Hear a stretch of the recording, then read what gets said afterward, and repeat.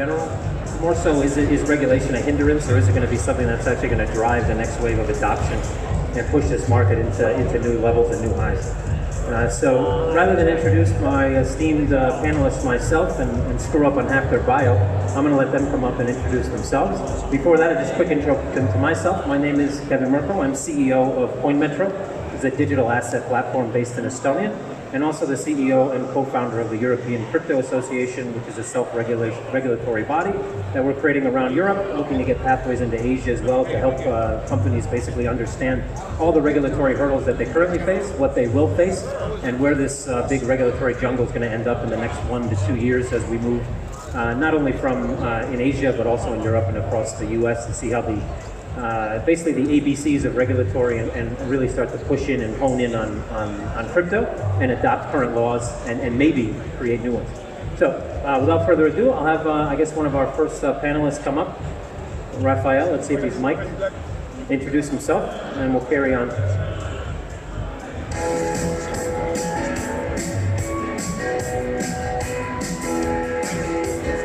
Thanks for having me. Yeah, hello, ladies and gentlemen, my name is Raphael. I'm the CEO and founder of Blockchain Punk, which is an accelerator program in Berlin. We are focused mainly on securities, launching STOs, but with a focus strong in fintech, blockchain, and also in regulated solutions. So we had in the past some reference projects also with cryptocurrencies. We have established a cooperation with Dash last year, where we have a lot of hackathons with banks, a lot of workshops with regulators, with official financial institutions. And I'm also as a co-advisor in this German Startup Association. We are right now thinking about the future of tokenizing the German startup ecosystem. So I'm happy to join the panel. Thanks for the invite. And let's deep dive the regulation. Thank you, Raphael. Okay, so now I think next up, mic'd up hopefully somewhere here, we have, I think, Jason Hugh, maybe? So we'll have him come to the stage. Hi, Jason. Welcome.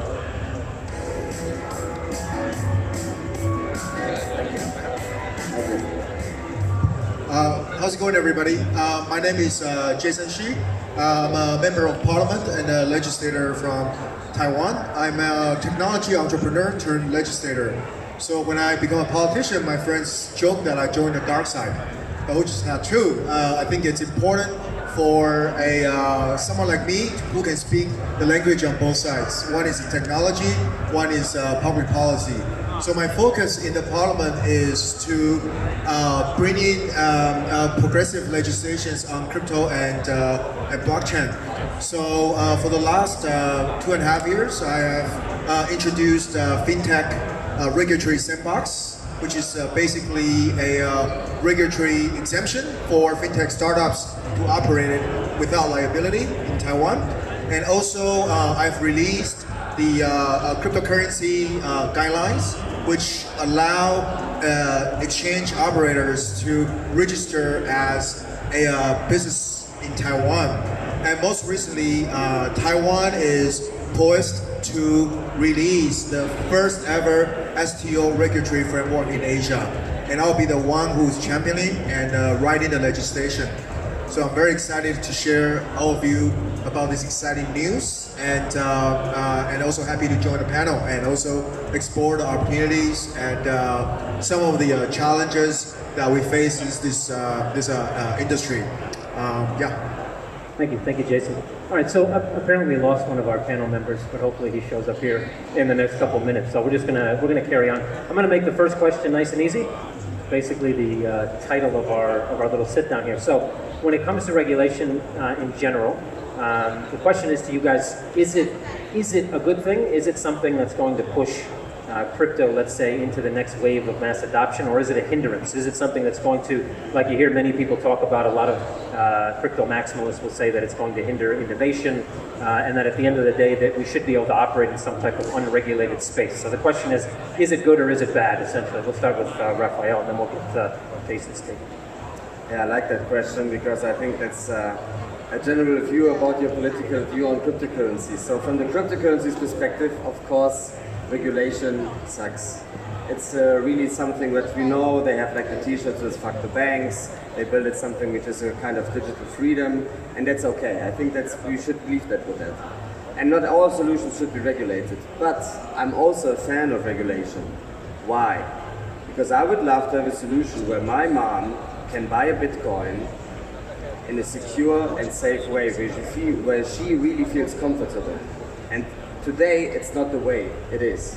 So that's why I'm a fan of regulation. I think we have a good future now to focus on that, to find some solutions who are really doing it. Yeah, so I think we are at a point in time where regulators play a very, very vital role to carry on this industry. For the past 18 months, we've seen a craze in ICO, and after the sort of bubble burst, and we've seen the market sort of calm down, and which is a good way to sort of drive out the bad actors. And what's important now is to really figure out a way for blockchain to make massive enterprise adoptions. And this is also a good timing for regulators to come together, to sit down with the community, with the startups, with the technologists to figure out what type of regulations that we needed. And obviously we talk about, for the last 18 months, it was all about ICO, utility tokens and all that stuff.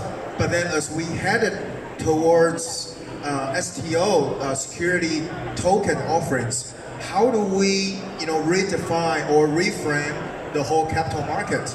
I feel the largest issue we face now is this industry, this sort of still fledgling industry needed more outside input, which means that in the past it used to be just a small pool of people in this industry, but we need to introduce institutional money, we need to introduce old money into this new industry. That's how we change things, and that's how the regulators must embrace change.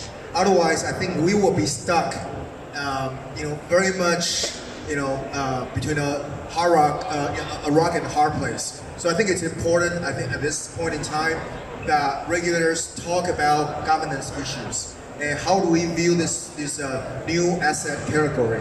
So that's why I believe that the way I try to move things along is to educate the government and then also to bring in the industries to have a chance to communicate with the regulators, and so that we won't take a very strong approach and really allow the laws and the regulations to evolve as the technology evolves. Okay, Jason. So you made a point there about what you'd like to see happen in the regulation space, let's say. Now, I come from regulated FX. I've been in that industry for 20 years. I've seen regulations fail miserably in retail FX across the globe: US, EU, Australia, Japan. There's been many things that have been done that have hindered innovation over the years, mainly because I think what really happens, what happens many times when it comes to regulation is companies, when regulation starts to get tight, they pull back. So instead of working with the regulator, like you mentioned, they start to find ways that they don't have to work with the regulator. They look offshore, they try to find loopholes, anything they can do to not work with the regulator and offer their services maybe from another jurisdiction, or perhaps simply stop offering certain services. So the question is, if we could have a checklist of things that we want to see from the regulator, what we want the regulator to do, what we think they need in order to make crypto really grow to its full potential, whether that be, in my mind, the tokenization of real-world assets, or whether that's Bitcoin in Starbucks, whatever your idea of mass adoption is. What would be on that checklist? What do we want to see as far as what the regulator should do, at least in our eyes? So I'll start with Rafa and then we'll get to that. Well, for me it's a quite easy way. Like, we should first solve a pain, then maybe use a blockchain solution for that, and then address it to the regulator if it's like really a thing which is maybe prohibited. So for example, in Germany, if you have a blockchain startup and you tokenize your assets, you are like an asset in a stock exchange. If you keep it for 1 year, then you are basically like charging the same taxes as with the normal assets on the stock exchange. If you hold it longer than a year, then you get like discounts. This is status quo. So, if now Bitwala, for example, which is the first crypto and fiat platform fully regulated and launched its operations now in January, is doing so, they said, imagine that we will sell Bitcoin and Ethereum to the common people.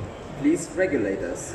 So I think that's the way, that's the checklist of all solutions in all countries if they're going to introduce new solutions and having then a real use case with the regulators. And then they have also an area of interaction and they know what they should regulate. I think that's the checklist way. Okay, Jason, anything to add? Yeah, I think first of all is to start the conversations. Across the globe, I've witnessed several very good practices. For example, Australia, they set up a digital chamber of commerce, and in their parliament, they lobby the legislators and the member of parliament to start blockchain caucus. And in Washington D.C., where there's also a group of members of House and members of Senate that also form a blockchain alliance. And for example, in Taiwan, I set up the parliamentary coalition for blockchain and cryptocurrency. And overall, I believe that it's not an isolated issue that the whole industry face a sort of friction between the industry development and the regulations. If you look at the evolution of internet, the first 10 years is really that everybody's trying to figure out how to regulate it. And then government sort of take a hands-off approach. And this is where the blockchain and the crypto, where the status is right now. And so I will encourage more industry, government communication. I don't think this industry should stand on the opposite side of the regulators. I think we should help regulators to figure out what are the most appropriate and suitable regulations should be. And number one point I want to point out is the jurisdiction issue. I think a lot of crypto involves the border-to-border, cross-border transaction, which basically deals directly with the jurisdiction. So how do different countries figure out a way that when cross-border transaction is happening on crypto, how do we view this new type of activities? So I think that's something really important. And make no mistake about it, we've already seen the IMF president, Christine Lagarde. She recently gave a speech on the central bank digital currency, and I feel this would be something that G20 governments will start looking at. And at least from what I know, the country of Argentina has already studied the possibility of bypassing the SWIFT for the country-to-country remittance on pure crypto. And in Taiwan, we are also experimenting issuing our own national digital currency for the trade finance. So I think depending on the national strategy, you should speak with your government on engaging the idea and the concept of cryptocurrency and the blockchain on a national development strategy. What I would like to add to this checklist is, because you're talking also about what you're doing, guys. I mean, one of the checklists for all countries should be to have an open sandbox where entrepreneurs can jump in, and then we have a nice pool of exchanging ideas. The government then have reliable entrepreneurs where they can have a look at it, and we have like a reliable source to be like somehow regulated. But this is not a standard. I know in Singapore there is a sandbox. There are projects like Marco Polo where banks are trying to make proof of work interactions and assets. In Germany, in the UK as well. So you see, and in Germany we do not have an official sandbox. We are just like starting discussions right now to open one. So you see there are big differences in the countries. The problem with sandboxes is the laws literally state in most countries, UK included, that in order to get into the sandbox you need to be licensed. So chicken and egg scenario. Yeah. You can't get into the sandbox without a license. You can't get the license without going through a sandbox.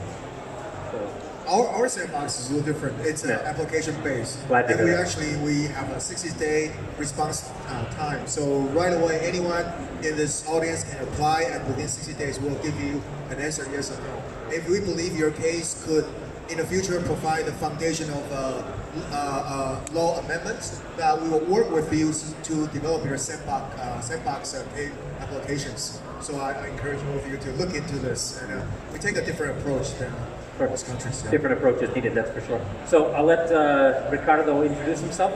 Yeah, hello guys. So my name is Ricardo Lamana. I actually the co-founder and CTO of Crypto Wallet Tech. So computer science background, coming here into the regulation part. Yeah, I'm glad to join you on this panel, and I'm also happy that we're having this panel where actually there's no lawyer involved. I mean, your background is lawyer. I'm not a lawyer. So it's cool to have like another a complete. I create law, but I'm not a lawyer. Exactly, perfect. Yeah, so just give me a little short introduction what I'm doing. So basically, we are trying to achieve for the future a network of exchanges that are trying to push forward to build this framework around getting security tokens listed on the exchange.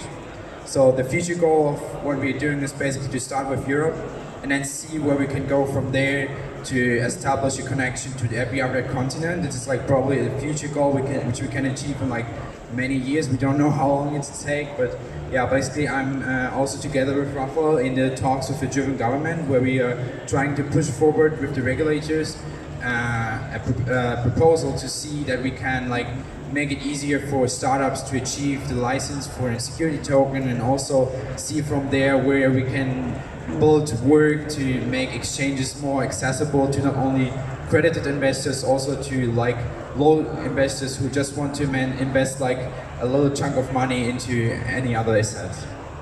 All right, well, thank you, Ricardo.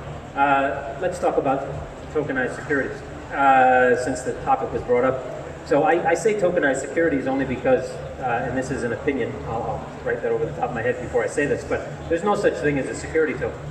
There is not yet any legislation anywhere in the world that dictates. Now there are frameworks, there are guidelines. There's no legislation yet about what a security token is. But there are many legislations around the world on what securities are. And when you draft a security subscription agreement, you can tokenize it right in the subscription agreement. So talking about current regulation around the world, there are many places in the world you can literally have an STO offering today, legally, 100%. The problem is, however, is that where do you list this token? Where do you get the liquidity from? There's really only three reasons to have a tokenized security, right? You have negotiability, almost instant negotiability, you have transferability across borders, and you have secondary market liquidity. So if we take out secondary market liquidity and the transferability across borders, why are we tokenizing? So the real crux, in my opinion, to really get this going is not MiFID II, it's not about establishing frameworks on what security tokens are or tokenized securities are, it's about the transferability. So the secondary market being regulated, MTF license here in the EU, or in the EU, sorry, in the US you have an ATF license, that's the license you need to be able to list as a broker-dealer tokenized securities. You can do that today, right, if you have that license. But how do you handle the registration? The big crux is the registry, right? In the US, there is a digital registry for securities since probably the last 15, 20 years. It went on the blockchain in 2017.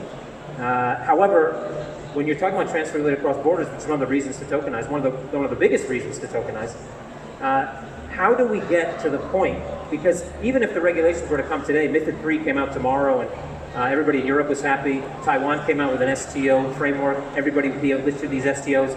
But if you're only able to get secondary market liquidity, only one of those three things, what's the point?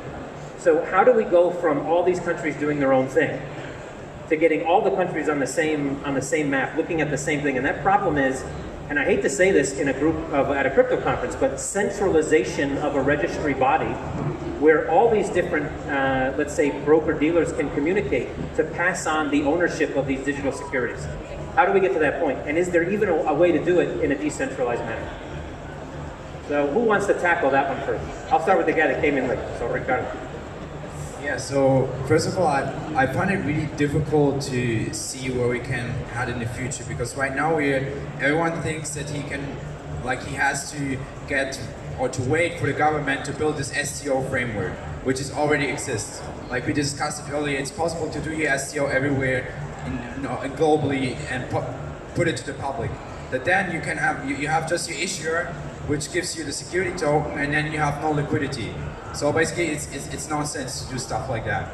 So the reason why we want to do is we want to achieve like a global market where we can push out our security tokens to everywhere, right?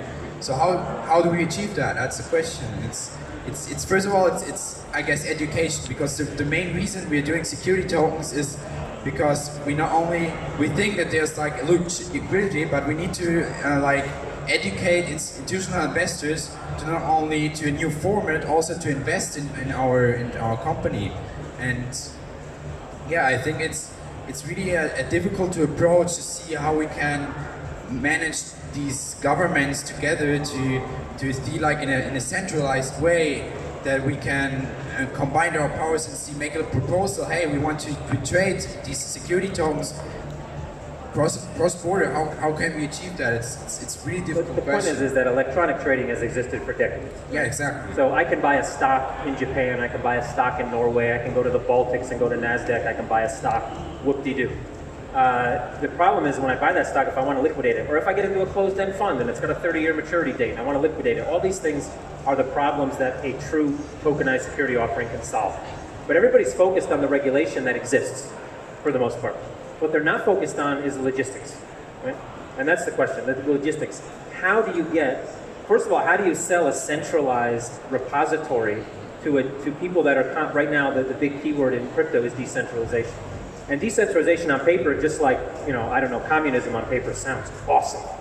And democracy sounds awesome on paper, and so does socialism. But we failed at all those things in the real life, right? So how do we, is it possible to do this decentralized, or is that impossible? And either way, how do you actually get it done? Because even if everybody and their grandmother has an MTF license, and everybody can list these tokenized securities, and everybody gets authorized to actually create and issue them, so what? Because at the end of the day, if you can't transfer those things across borders instantaneously, and the countries that are doing this then are going to want to be able to tax these assets, there has to be a repository somewhere. So that's the question. And MiFID 3 or MiFID 2 or the EU or the FSA, they're not going to solve this problem. This problem doesn't get solved at the regulatory level. It has to get solved at the private level and get sold to the regulator. Right? So perhaps the central issue of the transferability is the ownership. Yeah. I think we need to redefine the concept of ownership in the digital age. You think about the whole idea of tokenized security. I think that's a great way to call it, rather than security token, is to really think about what's missing in our current regulations, what's missing in our current lawmaking, which is the idea of a digital asset. We've never in history, really talk about what it means to have a digital asset. And I think there has been discussions going on around the world. In the EU, we see the GDPR, and in some jurisdictions in the region, we've seen governments start taking serious discussions on this. And even in a country like Taiwan, we face global competition, and we face competition from China, and we're trying to figure out how do we make the law so that it addresses the competitiveness that gears towards the future. So I think the idea is to really figure out the ownership of digital assets, and then creating I would say, an overhaul of a current existing law, or create some sort of exemption so we can make some experiments. And then for important countries, especially head of the regulators, to really talk about it. I think most of the times heads of the regulators refrain from talking about it, is that government just have no clue how to get a piece of it. I think that's the issue, because they see, all these crypto guys, they are making money and we cannot tax them. But I think if we bring in the whole taxation discussion, I think everyone here wants to be regulated and in a good way that this industry can prosper and then sustain. So I think it's very important that we look at this issue, in a straightforward way, which is the ownership of digital assets. I think I'm a fan of easy peasy use cases, and I would take that exercise to find a solution in here. Let's take the UN, the United Nations, to the table and say, guys, imagine we do with you one portal globally, like all stock exchanges in the world, the other crypto exchanges and the classical asset exchanges. They're linking into this one big ecosystem, and then we have a one big ecosystem where the values and the wealthiness of the people can be shared everywhere. And then we have a use case to build around something which maybe is a global regulated situation. So I would love to deep dive such a project. Before we open up for some maybe audience questions to see if anybody has I just want to make a point on that, is that I think a lot of people, and I've talked to a lot of regulators, just like Raphael, obviously Jason, I'm sure has talked to many regulators outside of Taiwan as well, and we've all done the same thing. We've all been everybody's doing the same thing, everybody talks to the same people. we all hear the same answers. And I think there's a misconception that regulators, and this misconception is probably due in part to what they say and their narrative that they give, or their public narrative, in that crypto is, for money launderers and drug dealers and, all this other nonsense.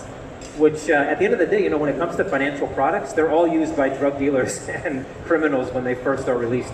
Checks, credit cards, all these things were used by criminals when they were first released. Why? Well, because when something's new, it's easy to get around, it's easy to break the system, and they break it. Eventually, the system gets better, and they stop using it. When it comes down to it, though, regulators are starting to see that the end game, this tokenization of assets, gives them 1,000% more visibility into the movement of assets. There's a statistic out there that says $1 trillion US dollars in $100 bills is currently laundered around the world in a constant 1 trillion. That's 13% of the overall physical supply of US currency. That's massive. And it's a systemic issue. It can never be solved unless there's no more paper currency. Any issue that has to do with blockchain when it comes to compliance and regulation is a technical issue and can 100% be solved. So I do think that they're starting, regulators are probably coming around more so than some of our maximalist friends in the crypto space. I think a lot of maximalists want to see that Bitcoin white paper become reality. And I think it's possible, but it's not going to happen unless we go through regulation first, unfortunately. We have to prove these concepts before, and I mean really prove them. Not 10 years of buying pizzas on the blockchain is not how we're going to get to the point where we actually prove the concept. So let's open it up. We got a few minutes left. Let's see if we have any questions. I got my man Tone Base here. We'll roll up that first. Hey Kevin, so you actually led into that question. With the regulators do seem to be a little somewhat open to it, and someone like me isn't, because I try to explain how all of these platforms that your digital assets are being built on, whether it's Ethereum, Cardano, Tron, EOS, I think they all have the disadvantages of being decentralized while actually being centralized without the ability to solve the problems. So who holds the blame when you chose the wrong underlying database for your digital token that is no longer functioning, and you have people that bought into that token, and what do? It's like Ethereum doesn't work, now what? I could give some insights because my background is computer science. So basically what right now happens that all normal stock exchanges all around the world are searching for a solution to digitalize their assets. I think it was last year where Robert Greifeld, the former Nasdaq chairman, said that in 5 years all stocks and bonds in Wall Street will be tokenized. And now I know, I have to read over 10 white papers just about protocols and standards. And if you see every company claiming they achieved a new standard with whatever they achieved, by nature there is no standard. You have so many different kind of technology approaches and still you don't know which to choose from, right? I mean, it could be something centralized, it could be something using decentralization. I don't know which one is the best one, and it's a really, really tough question because then the government has to seek for an expert, and then we know what reputation advisors has in the crypto space. So it's really difficult to find the right product for this asset tokenization for regular stock exchanges. It's a really, really good question. But I think the way we should go for it is that not only people propose to the government their solutions to tokenize, it's also that the government starts actively to work together with the startup community to find a solution, and not only that everyone is claiming doing their own standard. The government should lead this wave, basically. That's my opinion. I think there's a question of who leads the narrative here, right? So, every industry, it happens in every industry. It happens in electronics and technology all the time. When a new technology comes out, there's 15 standards, 50, 1,000, 10,000 standards, whatever. At the end of the day, one company leads the narrative and leads the push to make the change, right? So we have now with JP Morgan coin, for example, which let's not talk about that too long, but the point of that is that these guys see the writing on the wall. They understand they can save money, that they can reduce staffing, that they're able to move money without having to pay SWIFT $250, $350, $750 to move D1, D+2, D+3 transfers across the board, across the globe, and they can do it within their own network. So are they going to trust that innovation to an outsider? Are they going to use an Ethereum? Are they going to go and use a Bitcoin or a Lightning network? Absolutely not. They're going to build it from the inside out because it costs almost nothing to build. They can test it themselves. So over the next few years, we're going to see a huge amount of segmentation, right? Before we start to see, let's say, a standard protocol. You're going to see the logistics guys, FedEx, UPS, DHL, all these guys are going to come out with their own blockchains for logistical reasons. You're going to see trade finance do the same thing. You're going to see, we're already seeing remittance do it. And at the end of the day, there will be a standard. But we're not there yet, and we have a long way to go till we get there. And I think, you know, at least to your question, I guess whoever made the choice to use that protocol is the one you should blame. Unfortunately, I think, you know, making mistakes in a new industry, you can kind of get away with for a certain amount of time, right? This industry may be, you know, Bitcoin may be 10 years old, but the industry itself, well, crypto is much older than 10 years, but Bitcoin itself, crypto assets in themselves are about 10 years old, right? In the global space of what we would define as money, like the definition of money probably takes about 1,000 years to change. Every 1,000 years or so, we change the conceptualization of what money is. We're kind of in that millennia shift right now. We've been digital for a long time. We've had credit cards and, you know, transfers online. Nobody really goes to the bank anymore. So the fact that it's digital is meaningless. But the fact now that we're able to have systems that are transparent, that can allow the transfer of data, that's the newbie. That's the newbie in the room. But, you know, mistakes will continue to happen for sure. This isn't something that's, you know, tomorrow we're not going to have a perfect blockchain or a perfect solution for any industry. Right? We got some time to go before that happens. That's for sure.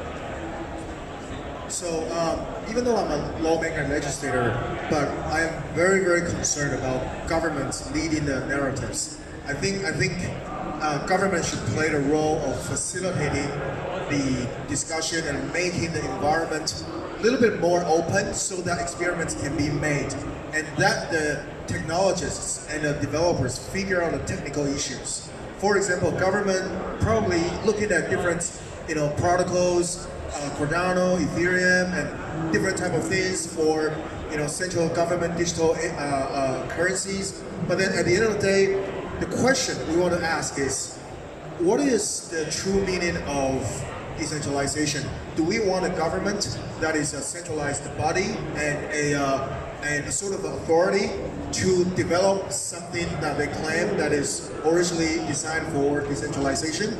I think that's a very central question that we must ask ourselves. And also, at the end of the day, the issue that we're trying to solve with blockchain and crypto, it isn't about moving money. I think it's about building trust system. I think the trust system was built with the old money or capitalism, you know, as you would describe. I think right now we are headed to the stage where the redistribution and the financial inclusion can be invented through blockchain and crypto. And also this trust system can, you know, for the first time in human history can be authorized and granted for those who would not have access to identities and financial access. So I think that's the real holy grail for the crypto and blockchain that we are all fighting for here. So I hope everyone stick to this. And I think as time progresses, these issues, regulations will be resolved, will be evolved, and I'm very, very optimistic about it. How are we for time? We're still good. Any more questions? I can always throw one out to the panel if nobody has one. You want me to do that? You want me to do that? Okay. All right. So nobody in the crowd. All right. So yeah. We're talking about things again that we'd like to see happen, right? My point to that would be that if you look at regulations in all industries in the last 50 years, from pharmaceutical to finance to Jesus, I guess you can go across the board to anything really, but if you look at regulations, they've all kind of followed the same path. And the one that I can bring a caveat into, at least in recent time, was FX, right? So FX, and I'll take the US as an example. So back in 97, 98, towards the end of 98 actually, you were allowed to actually create FX portals if you weren't a bank. It was a centralized market to banks, and it opened up out to the public, right? So people could come in and create their own FX brokers. They were able to get licensed.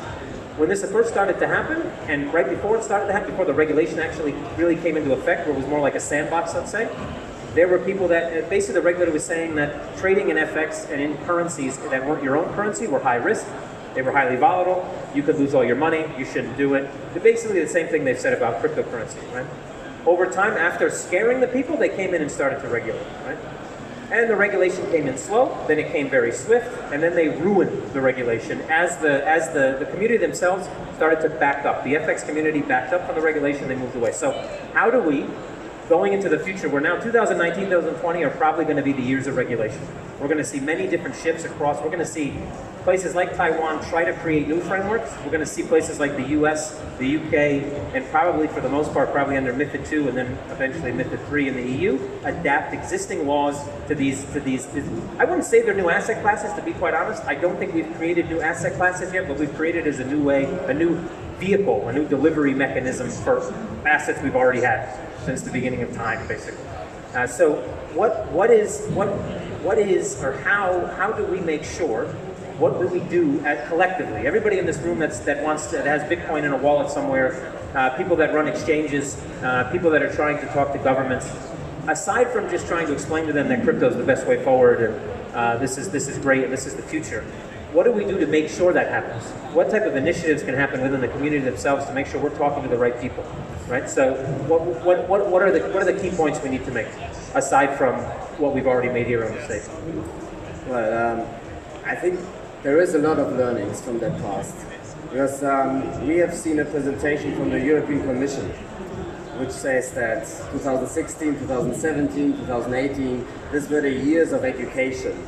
And they claimed that 2019 is the year where projects go live. And then there was a small sentence in the presentation, and we will all watch them. So this is a nice example that they're aware that there will be like maybe struggle moments. They're aware of that they cannot regulate everything from their own. But now they want to see facts. Now they made a basic regulation settlement. We can do some STOs, so we are now doing it. So we need to build up the ecosystem. Is there a fear then that there's, because the US is very famous for this, they allow, then they prosecute, they wait for a judge to make a decision, and they use that decision to then create the actual legislation moving forward. So it's a bit of a cat and mouse game where they say, yeah, you know, do what you want, let's see what happens, and then they pounce. So is there a fear of that in Germany? Because I know that, at least in the US, there's a history of this type of movement, let's say. Well, yeah, this is how we try to build the sandbox around. Like, give us a little bit room, where we show up what we can do, and then please regulate us if we want to be a real mass adoption thing. But yeah, I think the European Commission example is just a nice one to see that they're aware of it, that there will be also some after-regulation processes, that they cannot know everything from the scratch on. And I mean, 10 years ago, maybe 10 years now, everyone is like online with the smartphone, so the information flow is just different, so maybe the awareness is better. But I still truly believe that we need to have the sandboxes, and please, entrepreneurs in your countries who are sitting here, do it. Because this is the key to mass adoption. If you have something which my mom or my brother or your cousin can use it, and it's safe, then I think that's the time of mass adoption for crypto blockchain. I would add one caveat to that. So please do it. Just because I'm a regulatory guy. So yeah. There is a saying around the world in many different countries, Russia, Mexico, a few other countries, it's better to ask for forgiveness than permission. And I would say when it comes to the tech side, the blockchain side, that makes sense. When it comes to the finance side though, guys, you gotta be a bit more careful, right? So, securities fraud in China is punishable by death. So I always like to throw that out on the table when we talk about these things. So when it comes to the finance side, guys like myself, while I do like to push the envelope a bit, there are frameworks already in place, there are laws already in place around the globe that I can find loopholes. Blockchain isn't an investment or isn't a financial product according to MiFID II, so I don't have to follow these legislations. And that's great, but that loophole is going to close at some point. So when it comes to finance side, if you are building something in finance, I would err on the side of caution. But outside of finance, you want to build the next blockchain for gaming or for delivering ginger snap cookies, I don't know, whatever it is, go for it. Definitely, push the envelope as far as you can. Get that forgiveness rather than that permission. I say that makes sense. Just on the note of sandbox, I'm happy to provide our legislation for EU for references, and I think it will be something worthwhile checking it out. We've now have 22 projects in the sandbox, and each of them represents a concept that will potentially violate the law, but then we bring them into sandbox and then look at how law can be amended when that project is commercially rolled out. So I think that may be something that you guys would be interested to look at. Yeah, I'm happy to do so. That's why we're here. Yeah, we see that Asia is quite faster in many matters than Europe. I'd definitely like to have a conversation about the European Crypto Association as well, see what kind of bridges we can build in. I'm going to do one last question, if that's all right. Yeah, we got time? Okay. So last question, it's an easy one. Well, maybe. So we're 10 years into Bitcoin and crypto in general, Bitcoin being the first guy off the block, so to speak, when it comes to at least what we're talking about today on stage. So 10 years from now, does Bitcoin still exist? Are we still using Ethereum? Or have the guys that are now starting to push, let's say, the narrative in big industry, control and the tokenization of assets, like the Nasdaq chair, like the chairman said, that not only will it be possible in 5 years to tokenize all securities, they will be tokenized. So does that become the crypto market in the next 10 years, or do we still have these legacy assets? Will they still be around? From a regulatory standpoint, you gotta throw in some regulatory aspect into that answer as well. Yeah, I think we will have both, because like the most important thing is obviously like Coinbase and maybe Binance or other big exchanges will do their own security tokens on the exchange, but I think the real big leaders also who are working close together with the regulators are the stock exchanges at the moment, like the Wall Street, like in Germany the stock exchange, or every other stock exchange around in Europe.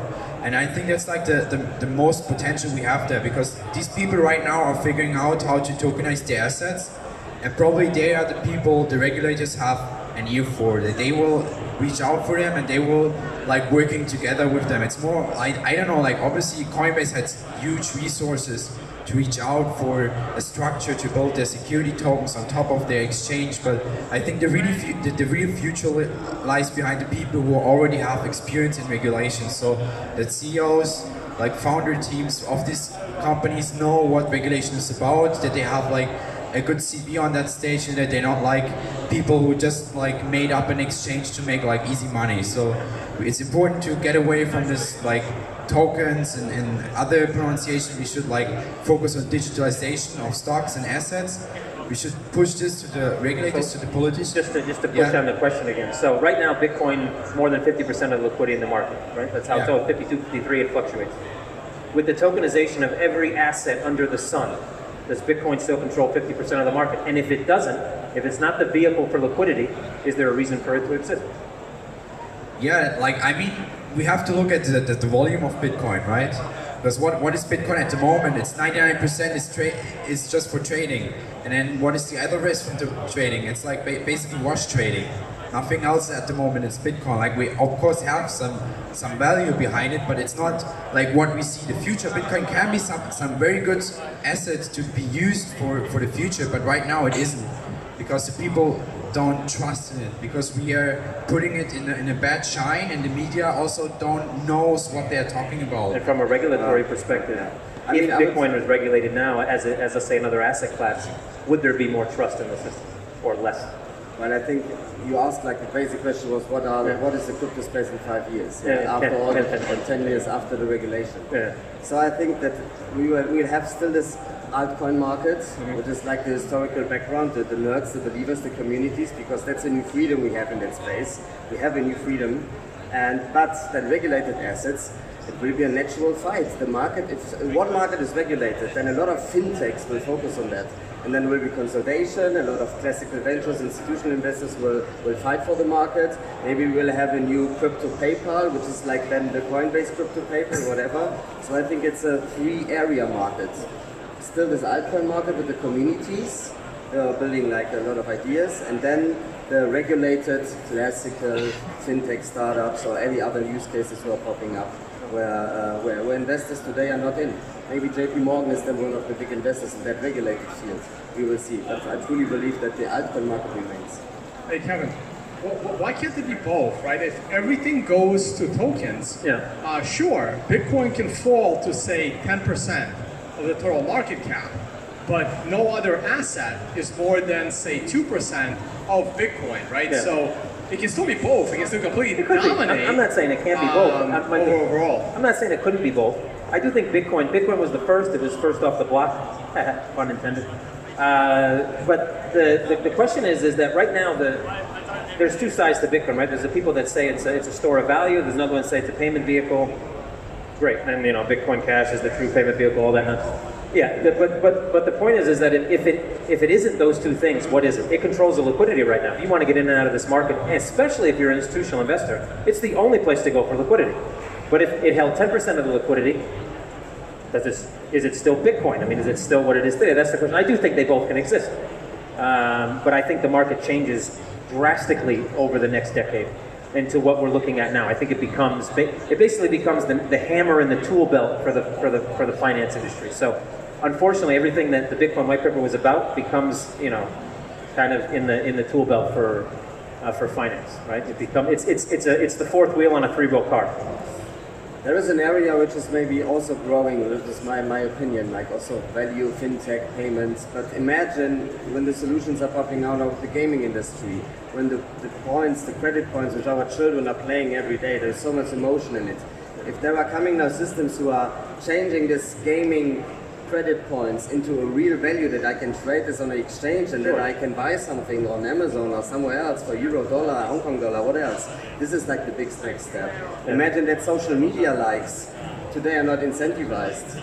And then you will look back and you say, yeah, I had 5,000 likes, but I have no money out of that. And people will say, yeah, this was back in these days, it was like that. Yeah. So I think these are also new areas, new industries. We completely grow. There's a million use cases for closed loop systems, right? So, or open loop as well. But closed loop is definitely, you can tokenize an entire unit, you can pay your employees in the token. There's a million things you can do. But we're going way off of the regulation topic, by the way. But that's a link to emotions. Yeah? So that's why it's a good growth. Any questions from the audience before we wrap this maybe up?